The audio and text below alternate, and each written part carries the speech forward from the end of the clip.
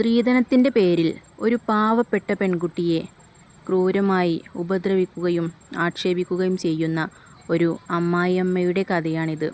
ഇപ്പോഴുമുണ്ടോ ഇങ്ങനെയുള്ള അമ്മായിയമ്മമാർ? കണ്ടു നോക്കൂ.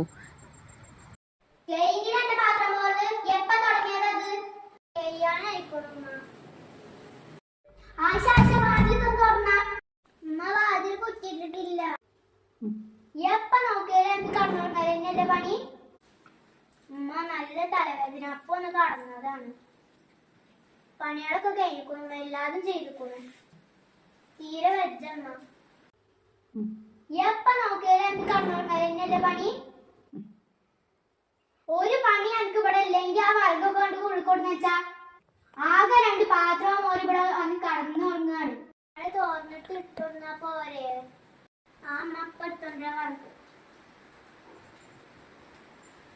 എന്താ പറയാ നീ ബസ്സൊക്കെ കൂട്ടിട്ട് ഇവിടെ ചോറയിച്ചത് അന്റെ കുടിയിൽ കൊടുക്കാൻ നല്ലത്.